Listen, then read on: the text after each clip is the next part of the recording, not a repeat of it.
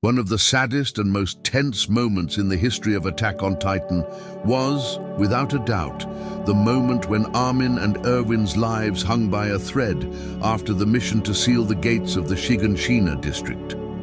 With a single syringe of Titan serum and with Bertolt in their custody, Levi was responsible for choosing which of the two would be saved from death to become a pure Titan and later become a Titan shifter by devouring Bertolt. Canonically, Armin was chosen, and Erwin passed away without knowing the truth about the world outside the walls. But have you ever stopped to imagine how all the events of Attack on Titan would unfold if Erwin was chosen to inherit the Colossal Titan? Would Marley stand a chance against Erwin's strategic genius? Would he be a whopping better than Armin? It's about these topics and a little more that we're going to deal with here in this video, where we're going to imagine a scenario of what it would be like if Erwin had been chosen instead of Armin to survive and become a Titan shifter. But before we start, you can do the same as Tita Colossal and blow the like button and the subscribe button here on the channel, right? Thus, you strengthen our Ultra Nerd family, and together we are stronger than a Colossal Titan. And before we start, just a little warning. This video will contain some spoilers about the Attack on Titan manga and anime, so stay tuned if you've only followed the anime until today, okay? Anyway, let's see what it would be like if Erwin were the heir to Colossal. To make this video, we gathered a huge amount of situations that other people also imagined about how Attack on Titan would go if Erwin was the new Colossal. Among the various websites, pages, and YouTube channels that have already addressed this subject, and that are also in today's video, most of the situations that you will see here were created and imagined by the Turtle Quirk channel, which created a fascinating complete story of how it would have been the entire work if Erwin had survived, with the right to dramatic tension and everything. However, we summarized a good part of the story imagined by Turtle Quirk so as not to make the video too long and so as not to steal the brilliance of the story created by him, in addition to, of course, adding elements that we ourselves, from Ultra Nerd, believe could also happen. If you want to see the whole story in full, we highly recommend watching this video series created by Turtle Quirk. And also take advantage and subscribe to the guy's channel there, which is very good. So without further ado, let's get to the video. First, effects. Obviously, soon after Erwin woke up completely alive and unharmed, he would certainly be quite shocked, mainly because he would notice that his right arm, severed in the first season, had grown back. Also, Mikasa and Eren would be being restrained by someone so they wouldn't take out their anger and sadness on Erwin or Levi, because after all, Armin would have died with all that history. Eren would be extremely shaken, because in that reality, he couldn't fulfill his best friend's dream, which was to someday see the sea together with him. And after much crying and anger, they all finally went to Eren's basement. As soon as Erwin was reunited with Levi, the man would remember the supposed last words that Levi gave him, which were, "Give up on your dreams and die." But after practically coming back from the dead, Erwin would say something like, "Not even death could stop me from fulfilling my biggest dream." Can you imagine another sentence that Erwin would say to Levi at that moment? Comment below. When he finally discovered that his true enemies were, in fact, an entire nation, Captain Erwin would spare no effort to reinforce the defenses of Paradise Island. The truth about the wall would still be published in the newspapers, and soon after, that Erwin would start a massive wave of recruitment for the Survey Corps, with the intention of increasing the strength of his army. And since the people within the walls had great credibility with Erwin, it's likely that it wouldn't be that difficult for him to recruit a large number of people. Plans against Marley. I think everyone agrees on how efficient Erwin was in war. Strategies, right? Therefore, the way in which the Eldians were going to invade Marley would be much more coordinated and precise. However, before starting its plans to attack Marley, the Erwin would spend a good deal of time recruiting and fortifying the island. In the meantime, the Marlenian ships carrying Elena, Onyankopon and Niccolo would appear in Paradis. Smart as he is, Erwin wouldn't hesitate to hold them all hostage, to confess all of his goals. In the canonical timeline, Elena practically revealed several secrets about Marley on a plate, so there's no reason for this to be different in this alternate reality. Still in the canonical line, Elena revealed more things, such as the fact that Marley could not invade Paradis at that moment because he was at war with other countries.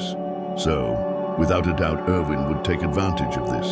He would try to create alliances with other countries to attack Marley, more specifically, the Titan shifters. And thanks to Erwin's eloquence, alliances with other countries would be easily formed, and the island could modernize much faster than it canonically did, leaving Paradis even stronger against enemy attacks. And by the way, Elena would also talk about Crasher with Erwin. I can't tell if Eren would have shared Crasher's secret with the captain at this point, but if he hadn't, Erwin would have found out by now.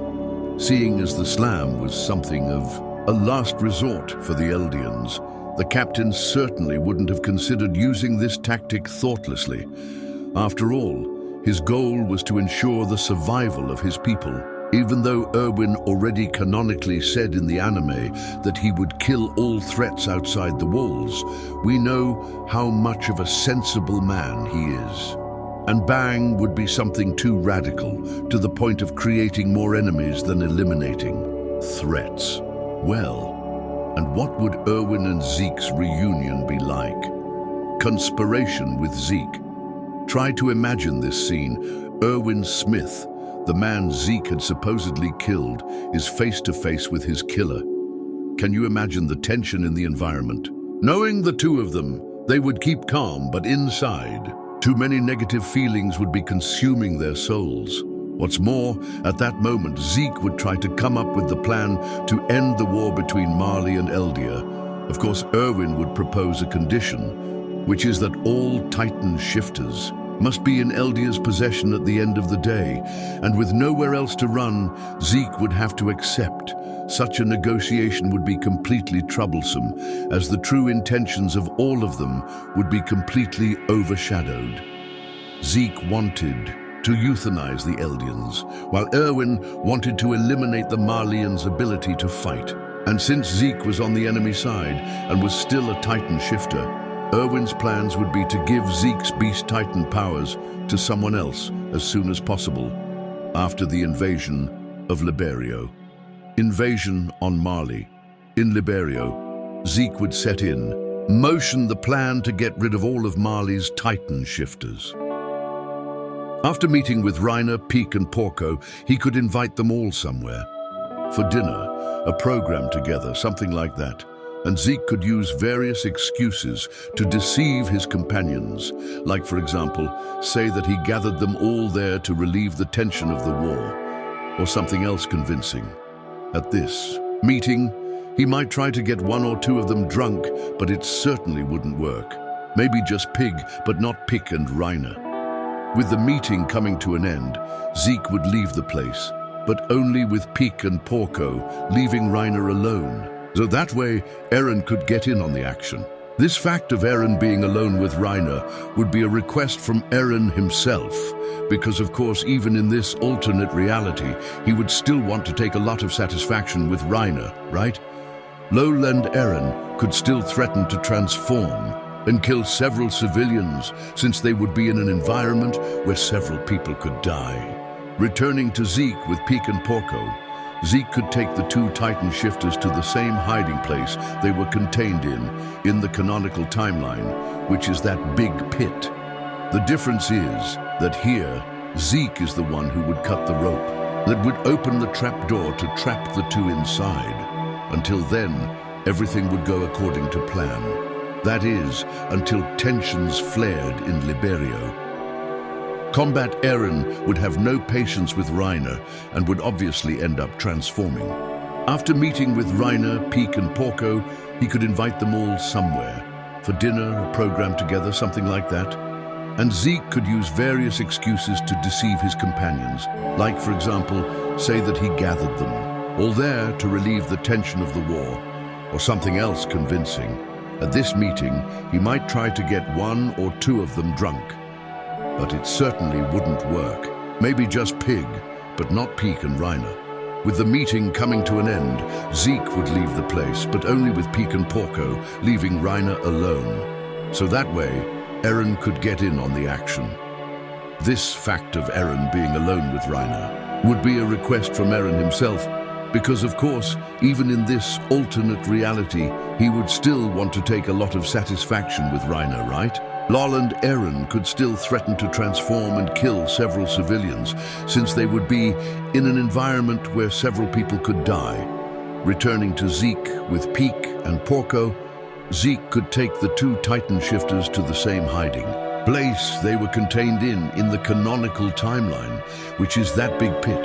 The difference is that here, Zeke is the one who would cut the rope that would open the trapdoor to trap the two inside. Until then, everything would go according to plan. That is until tensions flared in Liberio. Combat Eren would have no patience with Reiner and would obviously end up transforming.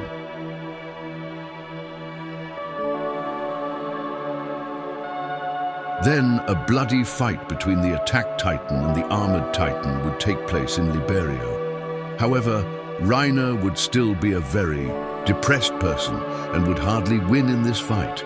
Peek would probably also have previously contacted the humans riding his Titan armor. And with that, she and Pig would come out of the pit, as it did. As Zeke's betrayal would already be more than clear, he would fight alongside Eren from the beginning. Thus, it would be a bestial and attack fight against Wagon and Jaw. And since Reiner was so weak, we can consider that he wouldn't even be an addition to this fight. However, of course, Marley still had one more ally on their side, the Warhammer Titan. As Eren has always been a hothead, he would certainly charge against Porco and Peek without even caring about Lara Tiber.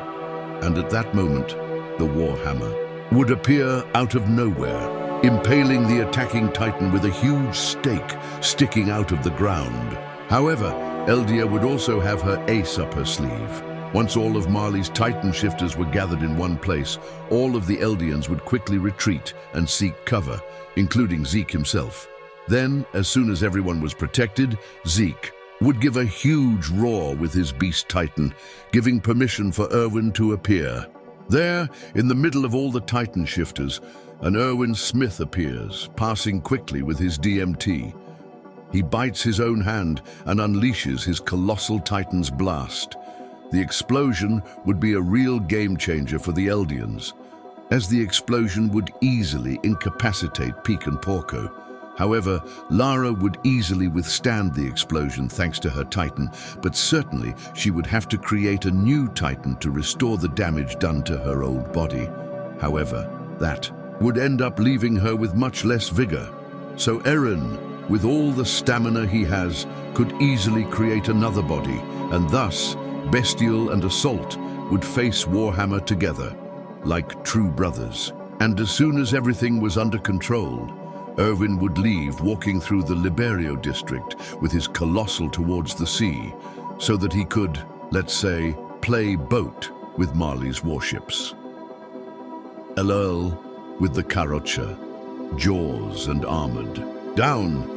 Eldia's soldiers would soon come after them to pull the humans out of their Titan bodies, as well as, of course, ripping their limbs off to leave all of them unable to escape. The plan, of course, would be to give the Titan shifters to other Eldians, which in this case would be Floch, Hitch and Louise. Since they were always very loyal soldiers to Erwin's ideals, they wouldn't refuse to be the new heirs of the Titans. Beforehand, they could all drink Zeke's spinal fluid and turn into a Titan as soon as the Bestial allowed it. However, before that happens, Zeke would take the body of the Titan Mandible and give it to Eren, so that Eren could break the crystal, cocoon of the Hammer of War, and devour Lara Tiber to gain his powers. Yes, the Nutcracker Titan would certainly still exist in this reality, as well as Eren, with the powers of the Warhammer.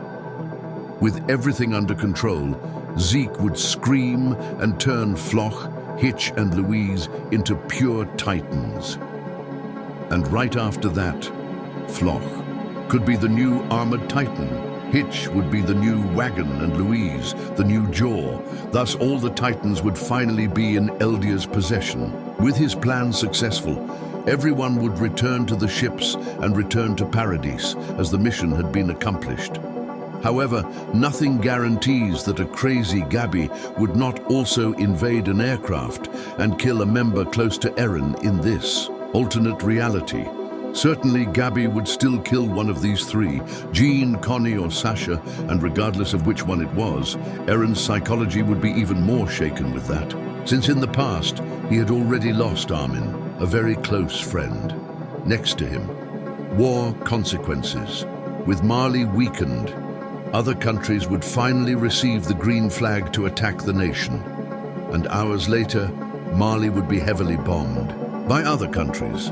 With Floch being the new armor and Louise being the new jaw, they would help Eren attack Fort Salter, destroying all of Marley's ships and military equipment.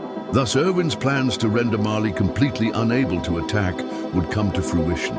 What about Zeke? Erwin's plans once he got back to Paradis included having someone else inherit Zeke's Titan, as he was about to be expendable. However, do you remember how analytical and perceptive Erwin is? That way, while they were heading back to Paradise on the ships, Erwin could question Eren and Zeke about their true plans. After a few minutes of interrogation with the two, and possibly a few punches exchanged here and there, Erwin would finally have the answer he wanted. Zeke was someone who had royal blood, and only with him could Eren use the powers of the primordial Titan. That way, Erwin would change his plans at the last minute. Zeke would not be killed, but rather he would be held as a prisoner on Paradise.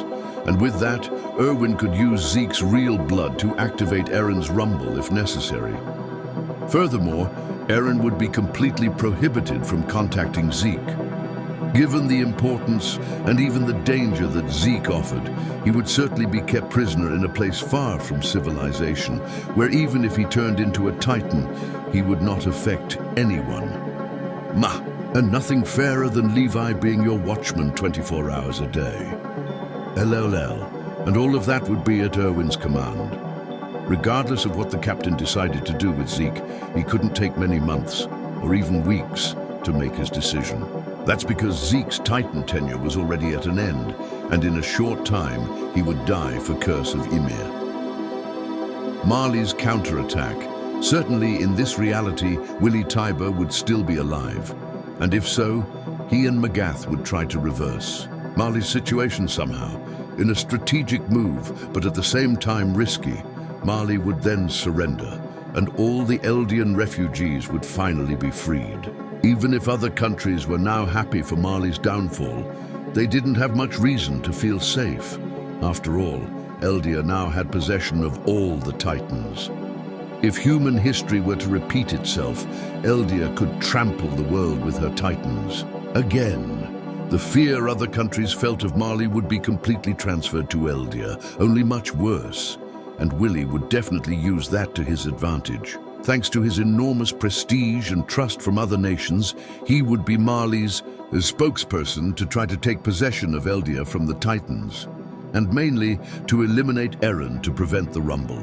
Willy's plan would consist of creating a secret military alliance with the nations that felt intimidated by the new reign of Eldia, and also trying to take possession of the original Titans of Paradis. This would certainly work, as fear and uncertainty have always been things that drive people's decisions in Attack on Titan. Willy and Magath's revenge plan would start here. After a few months of conspiracy with the secret alliance created by Willy, they could start attacking Eldia from the inside, where infiltrated spies would be, in secret, providing crucial information to Marley, such as the location of Zeke's hideout. Whether it was pure revenge or to take out a Titan shifter faster, they would take out Zeke first. It's hard to say whether even Levi would be able to handle a huge number of people and soldiers with all kinds of weaponry invading the hideout. Since they were so far from civilization, there would be no way for reinforcements to arrive in time. So we can assume that Zeke would, in fact, be killed by the invasion, taking the Crasher out of Eldia's hands, even if they didn't realize they did it. Invasion to Paradise, and with a huge army bringing together soldiers and weapons from several countries, the secret military alliance founded by Willy and Magath finally attacks the walls.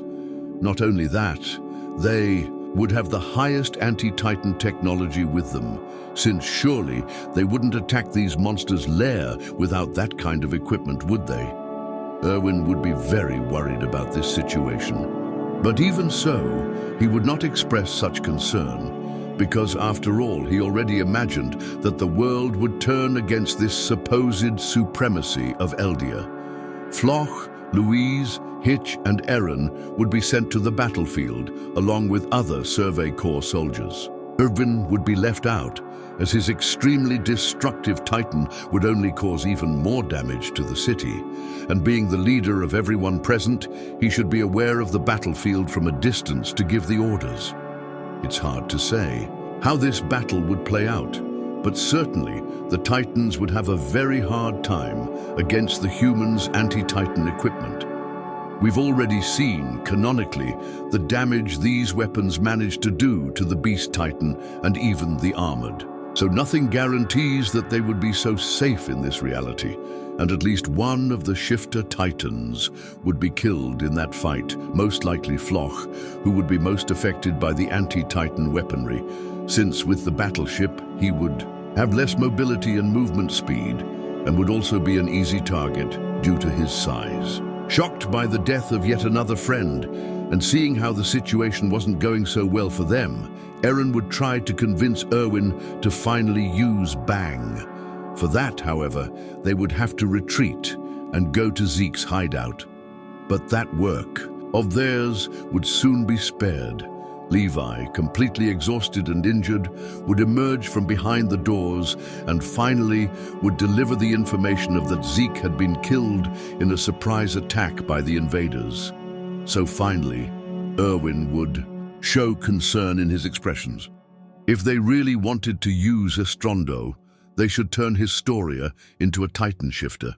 Eren wouldn't agree with that plan at all, because after losing Armin and one of his friends dying to a shot from Gabi, he could bear to sacrifice the life of one more person close to him.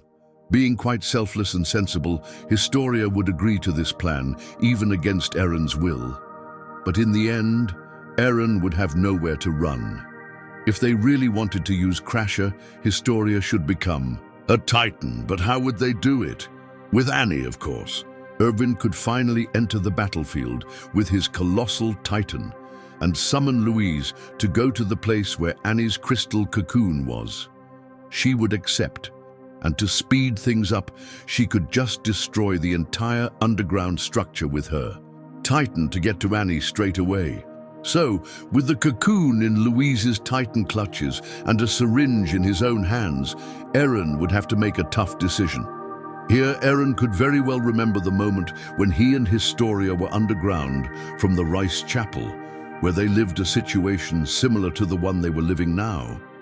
Historia would try to make Eren think rationally, but still, he wouldn't, except injecting his friend with the syringe. So most likely, Historia would take the syringe from Eren's hand and inject it herself. Now with Historia in the form of a gigantic pure Titan and on the loose, Louise would break Annie's cocoon, and then Historia would become the new female Titan. Eren would be devastated by all of this, although Historia would be unconscious. Shortly after turning human again, Eren would abandon everything and contact her immediately to activate the founding Titan's power. The crash. All Eldians go to the coordinate, including Willy Tiber. There, Eren finally uses the founder to try to reassure the Eldians, saying that everything was fine and that the Crasher would protect them all. Once Willy finally comes to, he alerts Magath that they are in grave danger. The walls then begin to break down, revealing the huge Colossal Titans that were inside them. And a new version of Eren's Titan also appears. As in this reality, his head remained attached to his neck during all this time, his primordial Titan would have a different form from the bizarre form we know canonically. And this alternative form would hardly be more macabre than the canonical one. The body of Historia would certainly be merged with the Titan, leaving him well hidden and protected to prevent him from being taken out of contact with Eren.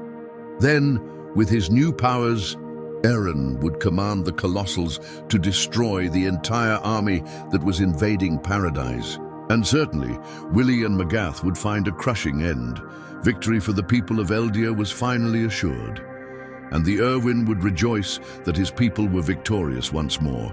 However, how would Eren's mind be after all that? Eren's fury. After Eren killed so many people with the crash, Erwin could approach the boy's primordial Titan to say something like, "That's good, you can stop now." I don't know about you, but I imagine Eren's Titan giving Erwin a huge punch at that moment, sending him straight to the ground. Ways.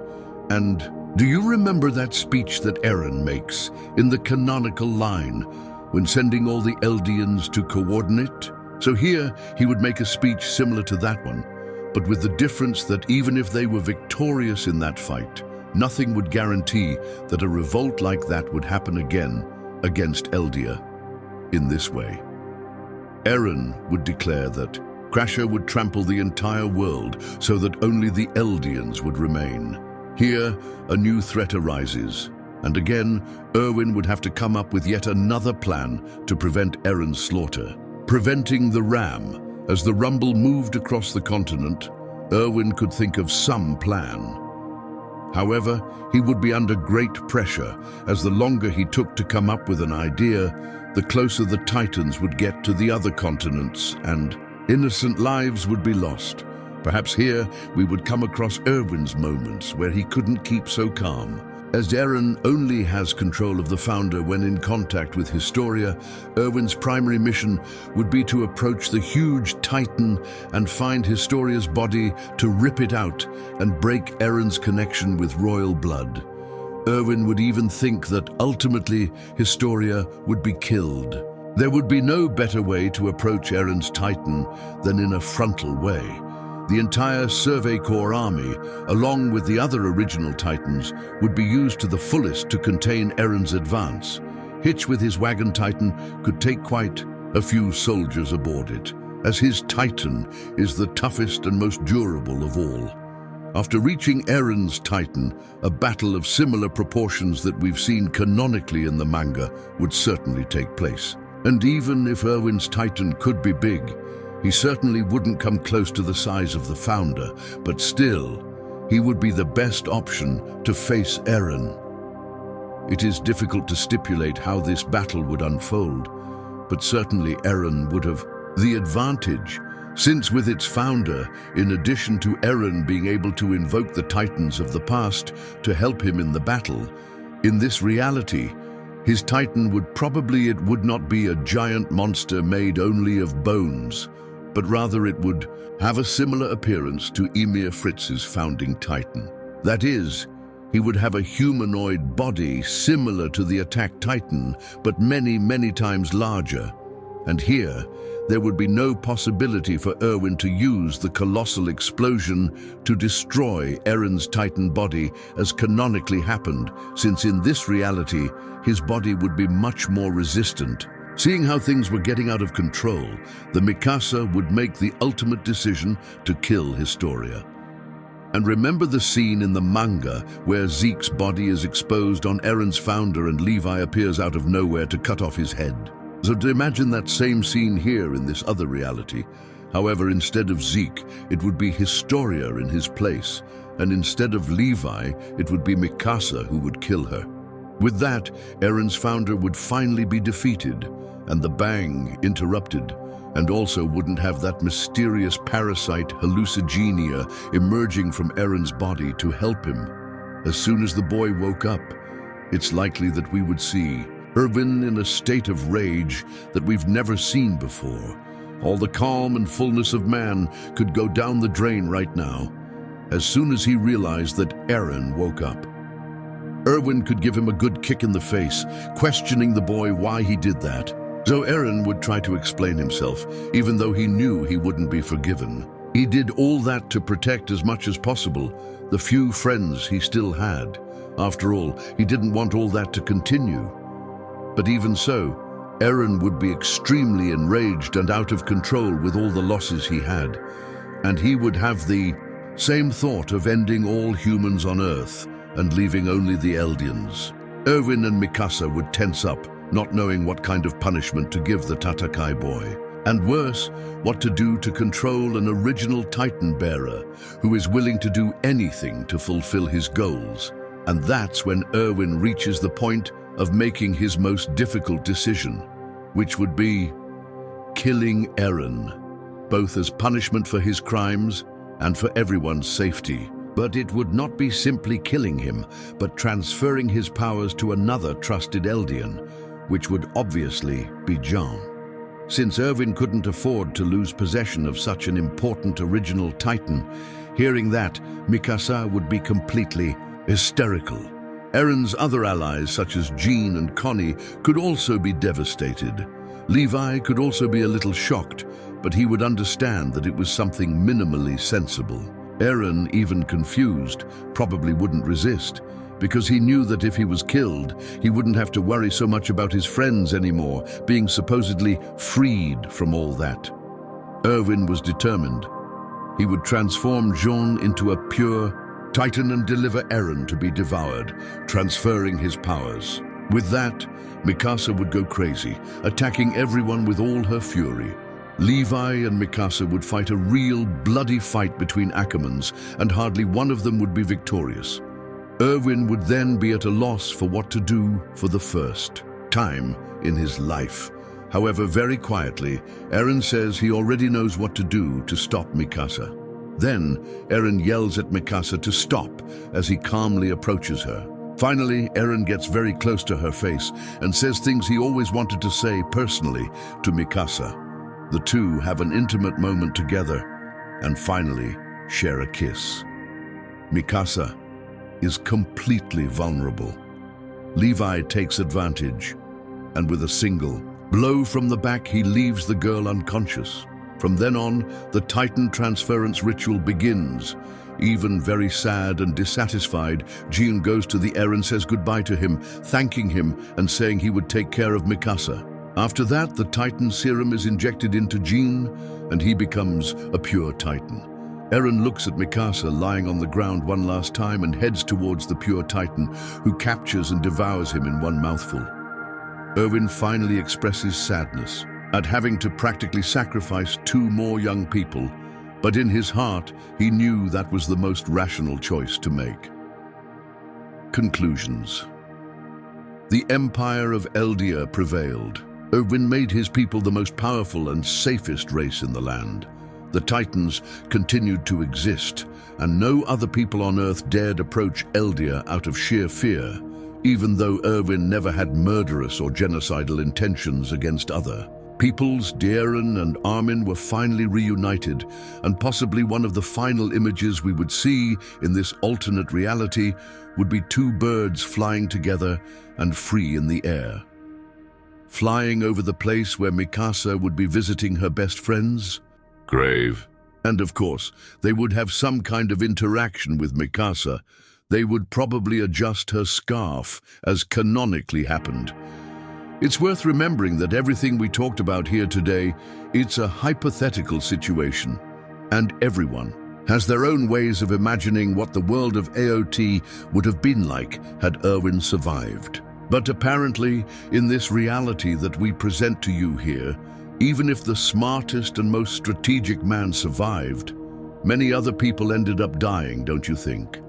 So, to prevent even more people from dying in AOT, it's better to let Erwin rest in peace, right? Well guys, this was our video theorizing what it would be like if Erwin had been chosen to inherit the Colossal Titan.